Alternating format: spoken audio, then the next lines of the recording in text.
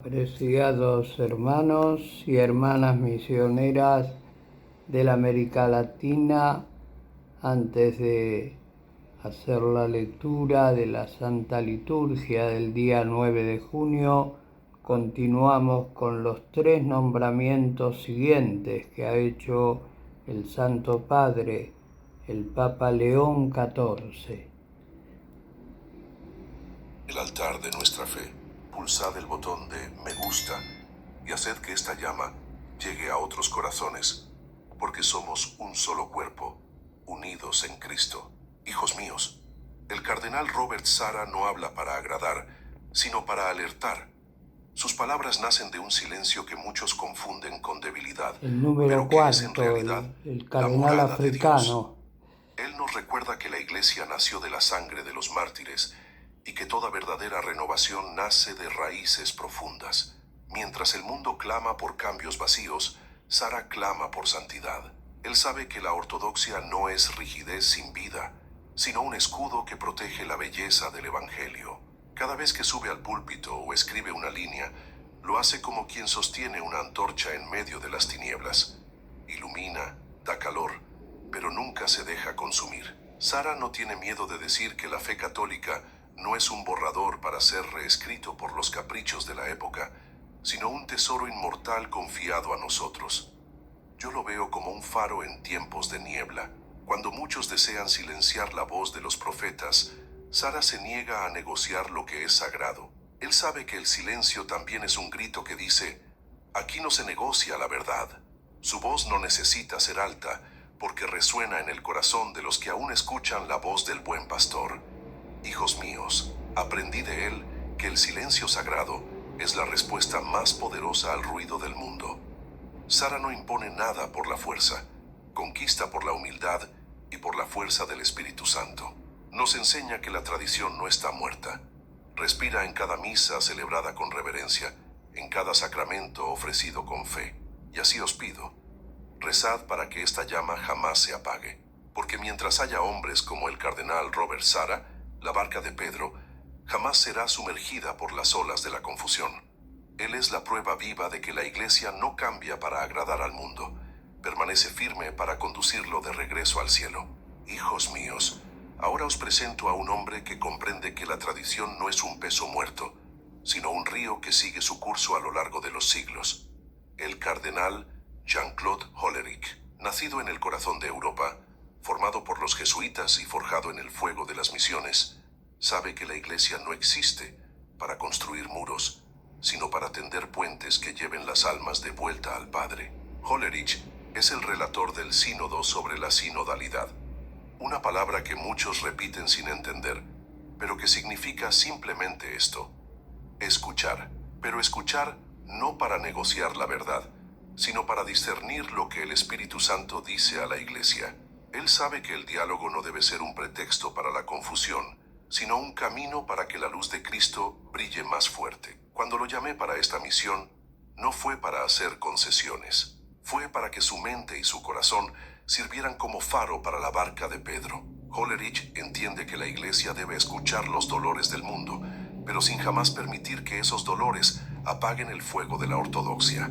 Sabe que la fe no es solo herencia de los santos, sino también el ancla que impide que el barco de la Iglesia naufrague. En sus escritos, Hollerich muestra que la escucha verdadera no es sumisión al error, sino un acto de caridad. Sabe que la unidad no nace del silencio cobarde, sino del diálogo enraizado en la verdad que Cristo nos confió. Por eso, sus palabras son como puentes, unen sin confundir, acercan sin mezclar. Hijos, ved en él al arquitecto que construye no solo estructuras, sino corazones firmes en la fe. Nos recuerda que la tradición no es un monumento para admirar, sino un don para vivir y transmitir. Mientras muchos se pierden en el ruido de las ideologías, Hollerich nos llama de regreso al corazón del Evangelio. Un corazón que ama, pero que jamás olvida el precio del amor verdadero. Hijos míos, el cardenal Jean-Claude Hollerich es un hombre que camina en tierra firme, incluso cuando el viento de la confusión sopla fuerte. Él sabe que el diálogo es necesario, pero que la verdad no es objeto de debate. La verdad, hijos míos, es el mismo Cristo, jamás cambia. Hollerich no tiene miedo de escuchar, pero nunca olvida que la iglesia no es un eco del mundo. Es la voz que debe iluminarlo. Sabe que la unidad no se construye con aplausos, sino con conversión. Por eso, incluso cuando se encuentra con aquellos que piensan diferente, lleva en su corazón las palabras del Señor. El que quiera venir en pos de mí, que se niegue a sí mismo, tome su cruz y me siga. Mac 8:34. Hollerich no habla para agradar a los oídos modernos, sino para rescatar almas que se han perdido en las sombras. Cuando me aconseja, siento en él la firmeza de un pastor que jamás permitiría que la doctrina fuera sacrificada en el altar de las tendencias pasajeras.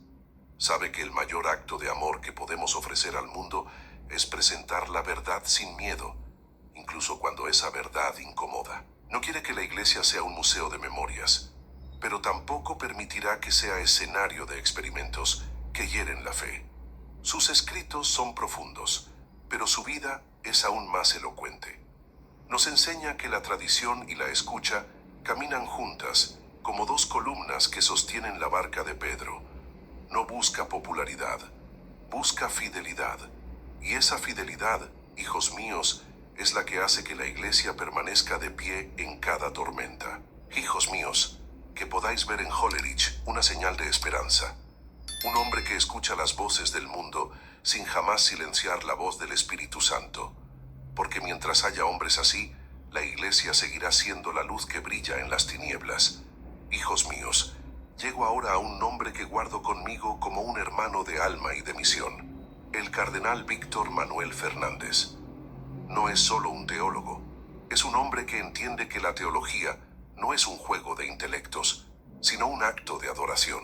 Y por eso, a lo largo de los años, ha sido mi mano derecha, mi voz silenciosa en las horas en que el mundo exige respuestas rápidas y superficiales. Fernández nació en tierras argentinas, donde el evangelio aún resuena en los campos y en los corazones sencillos. Allí aprendió que la verdad no es solo un concepto, es una persona viva que nos llama a seguir, incluso cuando el camino es duro. En Buenos Aires caminamos juntos por las calles donde la pobreza grita y la fe florece como un lirio en el desierto. Fue allí donde descubrí en él no solo a un hombre de libros, sino a un hombre de rodillas. Cuando lo llamé para ser prefecto del dicasterio para la doctrina de la fe, muchos temieron que su voz fuera demasiado suave para resistir la marea del error. Pero yo os digo, la dulzura de Fernández es la fortaleza que muchos no ven. Sabe que la verdad no necesita gritos para vencer, sino claridad y coraje. No suaviza el evangelio, lo hace brillar con la luz que cura las heridas de la humanidad. Ha sido para mí como un eco de las palabras de San Juan. La verdad os hará libres. JNN 8:32. Sus escritos unen la precisión del magisterio con la ternura de quien sabe que cada alma es única ante Dios. No busca agradar a los críticos, sino consolar los corazones cansados, siempre sin abandonar el camino estrecho que conduce a la vida eterna. Hijos amados, antes de seguir, os pido, comentad desde dónde estáis acompañando y compartid vuestras reflexiones sobre estos guardianes de la tradición. Pulsad el botón de me gusta para que este mensaje alcance a otros corazones y fortalezca nuestro rebaño, porque juntos, cada palabra nuestra se convierte en oración viva. Hijos míos, el cardenal Víctor Manuel Fernández entiende como pocos que la teología no es solo para ser estudiada, sino para ser vivida. Sabe que cada párrafo escrito, cada homilía predicada, debe nacer de rodillas ante el Santísimo. Su vida es la prueba de que el saber, cuando no está unido a la humildad y a la oración, es solo vanidad.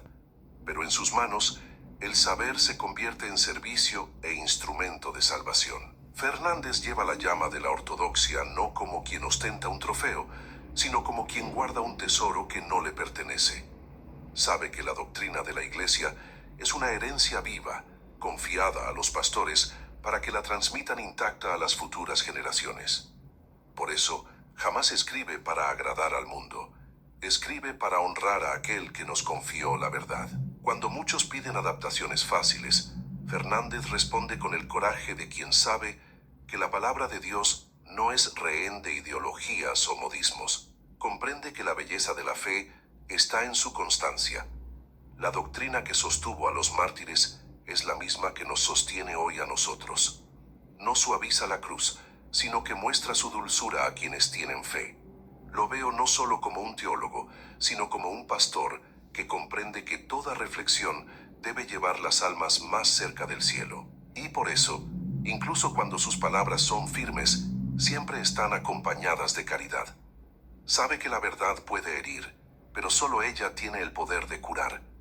Hijos míos, rezad por él, pues su misión es ardua y esencial.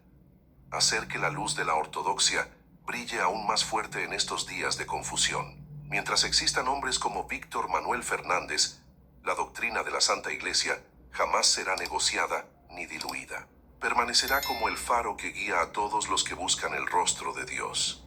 Hijos míos, ahora os presento a la séptima figura que, a mi lado, forma este círculo sagrado de fidelidad, la hermana Nathalie Beccard. Ella no lleva un birrete rojo, ni ostenta anillos de cardenal, pero su voz resuena con la misma fuerza que brota del silencio de un corazón consagrado. Nacida en tierras francesas, aprendió desde joven que la verdadera fuerza no nace del poder humano, sino de la entrega completa a Dios. Cuando la llamé para servir en el sínodo de los obispos, muchos vieron un gesto simbólico, pero yo os digo, no fue un símbolo, fue un llamado.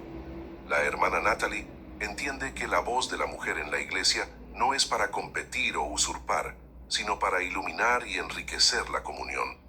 Su presencia es un testimonio de que la obediencia y la misión no son enemigas, sino hermanas inseparables. Sabe que la escucha verdadera solo sucede cuando hay humildad.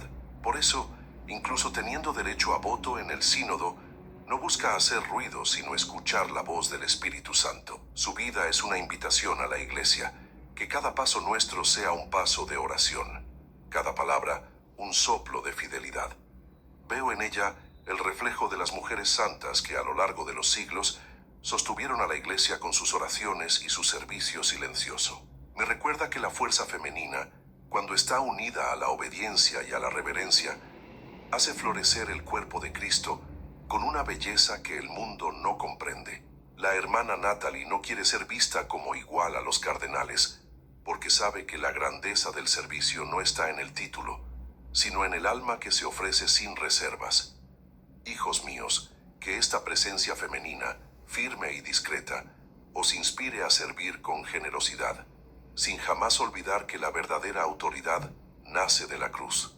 Mientras existan mujeres como la hermana Nathalie Beccard, la Iglesia permanecerá como una madre amorosa, pero también como una fortaleza imbatible. Hijos míos, al presentaros estos 7 nombres, no os he traído solo una lista de rostros, sino la revelación de un cuerpo unido en la defensa de la fe católica. Cada uno de ellos, con su historia única y su don singular, forma conmigo un círculo sagrado de fidelidad. Son como columnas de un templo que jamás se derrumbará, porque sus bases son el Evangelio y la sangre de los mártires. Ellos no son perfectos, porque solo Dios es perfecto, pero cada uno lleva en su pecho un corazón que no cede a las presiones del mundo. Saben que la Iglesia no pertenece a los caprichos del momento, sino al Espíritu Santo que la guía. Y así, incluso cuando discrepan en puntos menores, están unidos en un solo propósito: mantener la llama de la tradición encendida en el corazón de cada católico. Veo en ellos no solo consejeros, sino hermanos y hermanas de cruz. Juntos somos como el escudo de San Miguel Arcángel, listos para proteger las almas que nos han sido confiadas. Sé que cada uno de ellos lleva conmigo el peso del cayado petrino, pero también la alegría de quien sirve al Rey de Reyes. Y os pido, hijos míos, que también os sintáis parte de este cuerpo, porque la Iglesia no está hecha solo de cardenales y obispos, sino de cada fiel que reza el rosario, que se arrodilla ante el Santísimo, que guarda en su corazón la llama de la tradición. Cada uno de vosotros está llamado a ser luz en medio de las tinieblas, parte viva de este ejército silencioso que no negocia la fe. Antes de seguir, quiero que compartáis en los comentarios desde dónde nos escucháis y cómo estas palabras resuenan en vuestras almas. Aquí Cada ya corazón unido a termina el nombramiento, los primeros 7 nombramientos del Santo Padre, y hay esta hermana, una mujer, entre las funciones que van cumpliendo cada uno de los 6 cardenales. Sí, la novedad, y digamos, lo que anunció varias veces el Papa Francisco, de que era necesario dar participación a la mujer en la Madre Iglesia, en distintos lugares, situaciones, en lugares de decisión, por su amor, su ternura, sin duda, siempre en fidelidad, en este caso a la obediencia al Santo Padre. Allí se requiere todo esto. Firmes en el camino de la fe y de la oración, pedimos la bendición del Señor misericordioso sobre todas las familias de la Iglesia Universal, que hoy estamos escuchando estos nuevos nombramientos de hermanos y hermanas nuestras que van a conducir a la Santa Madre Iglesia junto al Papa León XIV. En el nombre del Padre, del Hijo y del Espíritu Santo. Amén. Demos gracias al Señor porque es bueno, porque grande, eterna y amable es infinita su santa misericordia. Mucha paz y mucho bien en familia. Amén.